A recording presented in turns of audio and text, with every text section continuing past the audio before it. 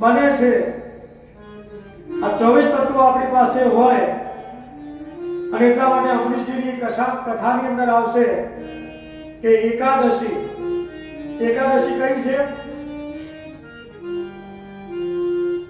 તો એકાદશી એ આ 11 ઇન્દ્રિયો એનું નામ એકાદશી।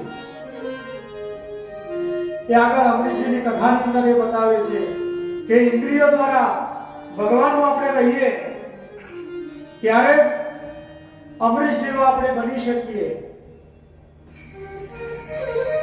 તો એ કથાનું બ્રહ્માજીએ બતાવ્યું કે સૃષ્ટિનું સર્જન કરવા માટે એમને આદેશ થયો કે તમે સૃષ્ટિનું નિર્માણ કરો, પણ ભગવાન નારાયણની નાભિકમળની અંદરથી બ્રહ્માજીની ઉત્પત્તિ થઈ। એક કમળ ખીલ્યું, કમળની ટોચ ઉપર બ્રહ્માજી હતા અને બ્રહ્માજીએ જોયું, નજર કરી આજુબાજુમાં તો બધી દિશાની અંદર કેવળ જળ જ હતું, કંઈ હતું નહીં। એમને એવું થયું હું ક્યાં છું? એટલે આમ નીચે જોયું તો કમળના નીચે છેદ હતો। એ છેદની અંદર ઉતર્યા અને અંદર ઉતરતા ત્યાં પહોંચ્યા એટલે એવું શબ્દ સંભળાયો, તપ તપ તપ તપ। તો કે પહેલા નંબરની અંદર તમે તપ કરો। તો બ્રહ્માજીએ તપ કર્યું અને ભગવાને એમને 4 ચતુશ્લોકી ભાગવત કઈ સંભળાવી। અહમેવા સર્ગમે નાન્ય યદ સદગતમ પરમ પશ્ચાદ યતપ્નેન યો વસિતેશ સ્મઃ।